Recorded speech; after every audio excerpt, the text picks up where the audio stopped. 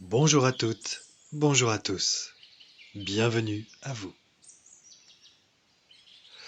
Dis-moi, quelles sont tes priorités pour que je sache si j'ai affaire à un être humain digne de ce nom? Voilà le genre de questions que l'on serait en droit de poser à tout adulte censé être responsable, en tout cas ayant une responsabilité au sein du grand théâtre terrestre. Être responsable ne consiste pas à savoir qui a tort et qui a raison, et surtout de savoir qui a tort d'imposer sa raison. La véritable responsabilité s'exprime dans le type de priorité que l'on cherchera à réaliser. Bien souvent, les priorités de chacun sont fonction de sa propre idée de l'épanouissement, et elles sont alors prises pour des nécessités, ce qui n'est pourtant pas tout à fait la même chose, surtout quand les priorités des uns s'expriment au détriment de celles des autres. Et c'est précisément là-dessus qu'il est crucial de poser toute notre attention pour comprendre à quel point tous les désaccords que l'on peut constater sont invariablement le fruit d'un manque de conscience plus ou moins éclatant.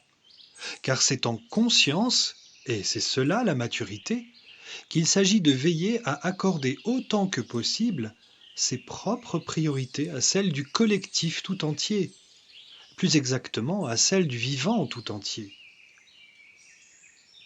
S'accorder au collectif, cela n'implique pas pour autant que l'on ait à se priver de quoi que ce soit, ni que l'on en vienne à contraindre qui que ce soit à se priver, au bénéfice de nos priorités devenues caprices, mais bien que l'on parvienne à se réaliser au sein même du vivant, avec lui, et non donc à son détriment. On ne s'épanouit pas en concurrence ou au détriment des autres, on s'épanouit parmi et avec les autres. Et ce faisant, on participe alors de la réinstauration de l'harmonie du monde, toutes les priorités étant également considérées, et ce à partir d'une seule, de base, qui n'est autre que la priorité du bien commun. Éluder cette priorité essentielle, c'est sortir de l'harmonie, c'est ouvrir une porte à l'enfer et participer à sa propagation sur la terre. C'est chuter en perdant le fil de l'unité, et c'est inévitablement perdre alors son humanité, sa divine humanité. Et c'est cette déchéance d'humanité que nous constatons de plus en plus amèrement, surtout parce que, dans une logique de séparation, les priorités capricieuses de ceux qui s'étaient jusque-là autoproclamés seigneurs du monde nous reviennent comme un boomerang infernal, particulièrement injuste et cruellement mortifère. Ainsi, les priorités de quelques humains qui n'ont de cesse de s'exprimer au détriment de leurs prochains entraînent toutes sortes de jeux détestables au sein d'un vide moral anéantissant. Par exemple, fomenter et participer à des guerres, entraîner la souffrance de son prochain, l'assujettir et a fortiori l'éliminer, le plus souvent au nom d'une soi-disant bonne cause, est un signe éclatant de déchéance d'humanité. Cette même dynamique infernale peut s'exprimer de manière plus insidieuse, plus sournoise, quand par exemple les leviers de la finance sont utilisés aux mêmes fins, entraîner la souffrance, l'assujettissement et l'élimination d'autrui.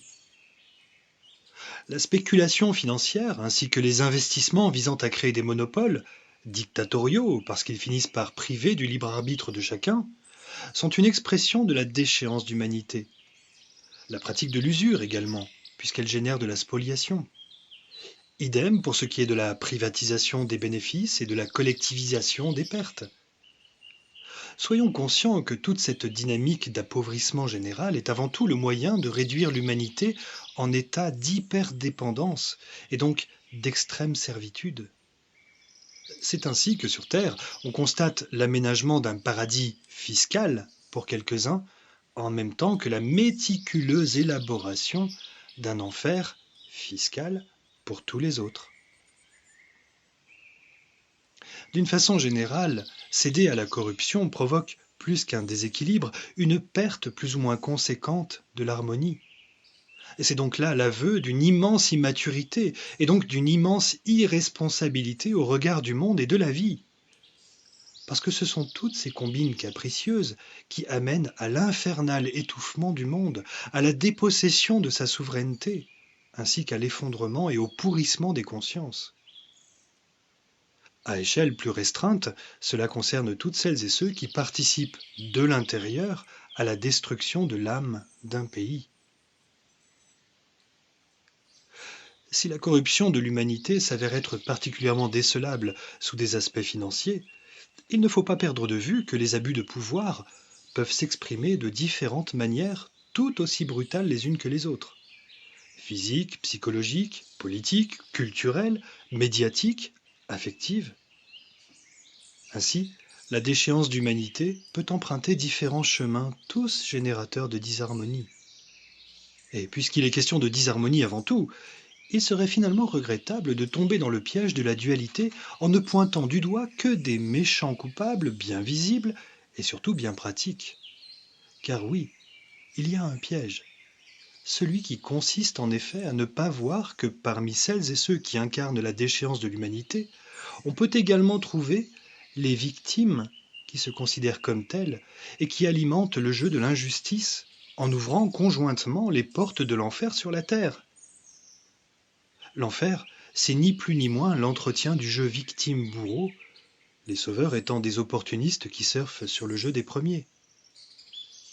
Chercher à sortir de l'enfer, c'est choisir de ne plus s'identifier à aucun des trois rôles, sachant qu'ils sont tous interchangeables selon les circonstances, et revenir à des relations saines et harmonieuses. Qu'est-ce donc qui pourrait nous en empêcher? La peur, uniquement cela. Les victimes, les bourreaux et les sauveurs sont des êtres qui sont pétris de peur et qui tentent, chacun à sa façon, de les juguler. Soit en les exprimant et en s'attirant des bourreaux, en espérant alors qu'un sauveur attentionné et miséricordieux passe par là, soit en devenant soi-même bourreau pour que les peurs passent dans le camp adverse, soit en s'érigeant en réparateur du monde, à défaut de parvenir à se réconcilier soi-même.